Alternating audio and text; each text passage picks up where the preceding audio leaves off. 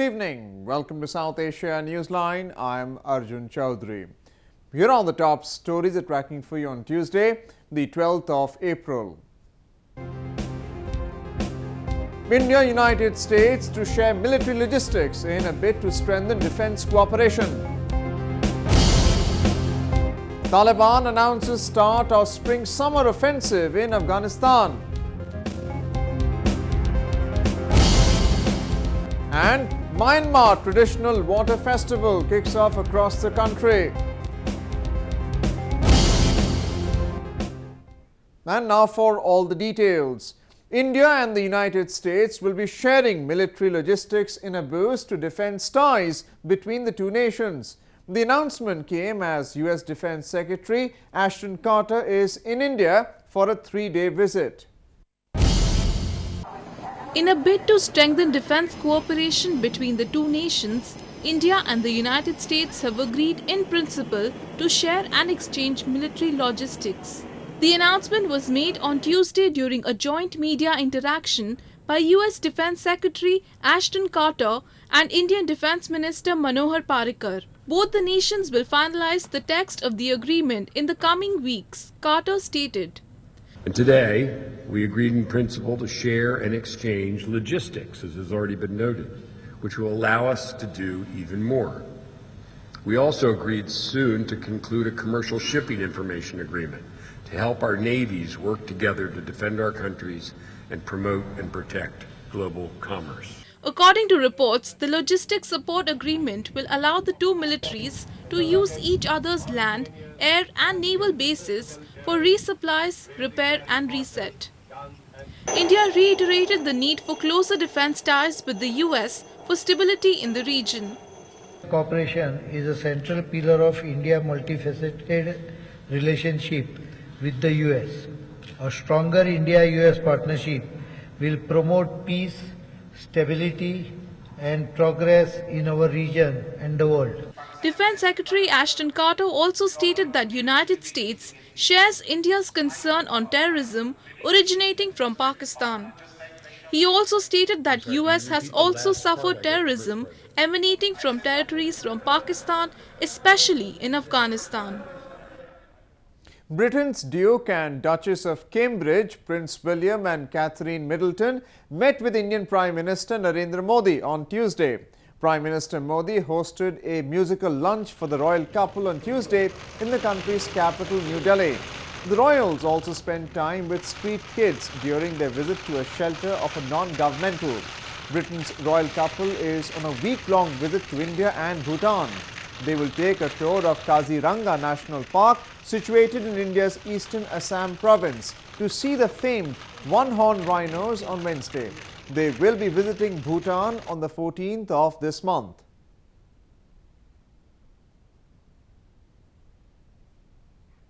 Austrian prosecutors have come up with a plausible conjecture in their probe after the arrest of a Pakistani national in Salzburg following the Paris terror attacks. They have stated a possible link between last November's terror assaults in Paris and the 2008 attacks in the Indian city of Mumbai in connection with the Pakistani national held in Salzburg. According to media reports, the man is believed to be a bomb maker for the banned Lashkar-e-Taiba or LET outfit, who India holds responsible for the 2008 Mumbai attack that killed 166 people, and Lashkar-e-Jhangvi or LEJ, which is blamed for a string of high-profile attacks in recent years. French investigators suspect that the Islamic State group, which claimed responsibility for the Paris bombings as well as attacks in Brussels last month, had sent him to Europe to carry out the attacks. Moving on to news from Afghanistan. Taliban on Tuesday announced the launch of its annual spring-summer offensive in Afghanistan. Militancy and conflicts gain momentum in spring and summer in Afghanistan, commonly known as fighting season among the Afghans. The Taliban announced the start of its yearly summer offensive under the name of Operation Omari in honor of its deceased leader Mullah Omar. In a statement, the insurgents vowed large-scale attacks on enemy positions, martyrdom-seeking and tactical attacks against enemy strongholds and assassination of enemy commanders in urban centers. The Taliban said that the operation is a part of its 15-year-old jihad against Western influence in the country and an effort to re-establish an Islamic system in Afghanistan. In a similar summer offensive last year, the Taliban had inflicted heavy casualties, killing nearly 6,000 personnel and more than 11,000 civilians. The insurgents had gained strength since the withdrawal of NATO troops from combat mission in December 2014. The militant group also captured more territory than at any point since it was ousted from power in 2001. US, China and neighboring Pakistan had joined hands with the Afghan government to arrange peace talks with the Taliban. But the outfit refused to join the peace process, sparking fear that this year's fighting could wreak more bloodshed in the war-torn country. Hamlet, one of William Shakespeare's classic plays, took audience in Afghanistan by awe, who had been deprived of Western entertainment in the face of threats by Islamic militants.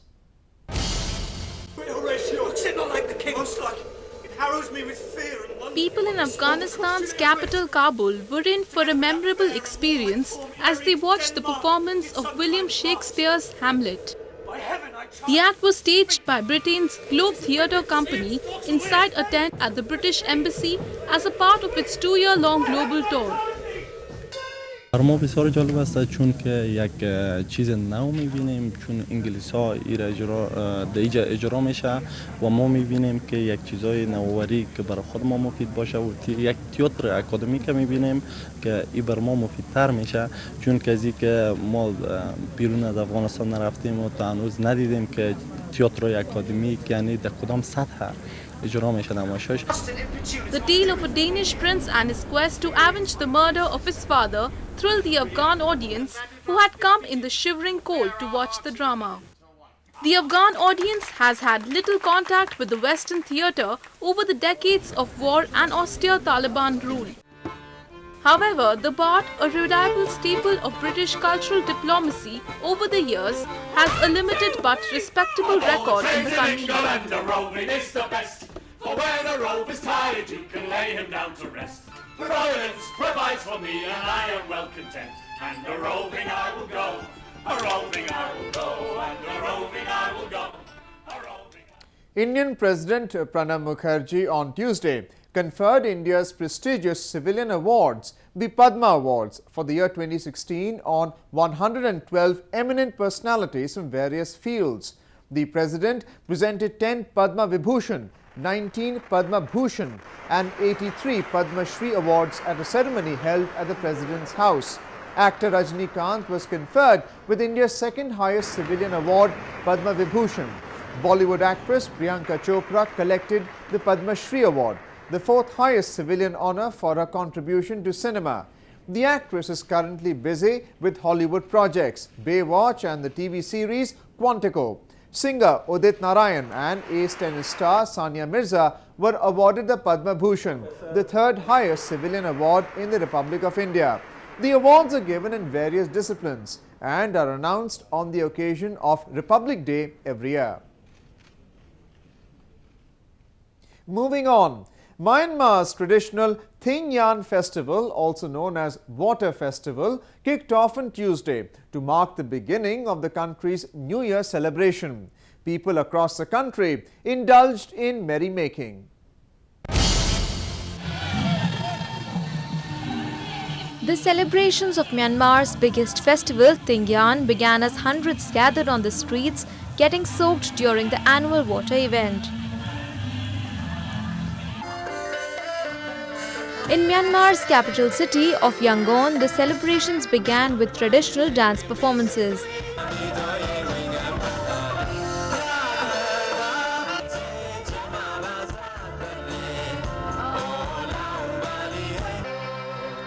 The whole country is seen in a joyous mood even as people roamed around the cities, splashing water on each other. The water symbolizes the washing away of the previous year's bad luck and sins.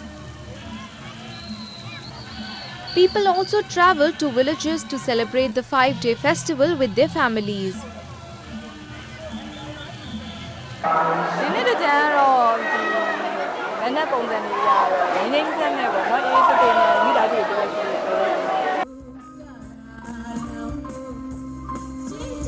The Water Festival is the grandest Buddhist festival that marks the beginning of Myanmar's New Year, which will be celebrated on April 17th this year.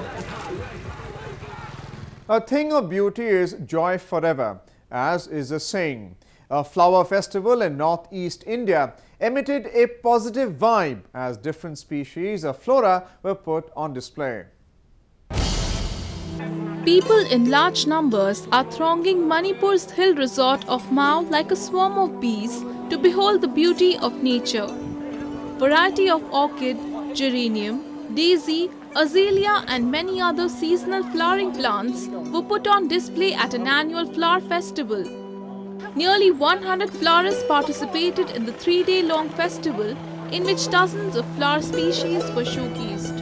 The flower has hybrided in a lot of ways.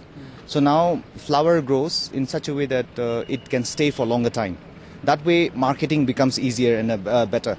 So the flower which grows here was not there earlier, but it has been hybrided, it has been formed in a better way so that it adapts the environment and it lasts long. The festival yabushi am nungaiba harauba ko aduga akoi jaga gi phajaba kare gumba ko natural gi kare thokpa adugumba shu yamna puthokpa aduga mimayam si jaga tongan na leba jaga da leba makai shu mimang mayam chu unaba thinaba ko adumaina yam harauba festival amani.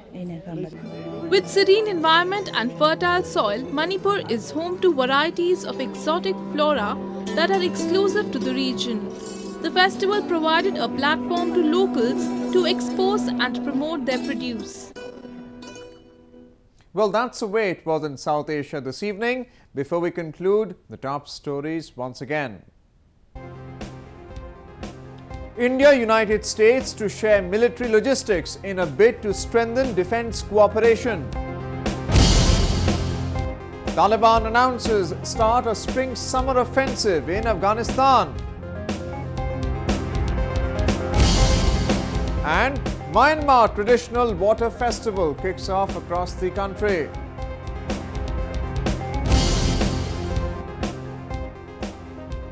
Now our viewers can watch the show on SouthAsiaNewsline.com.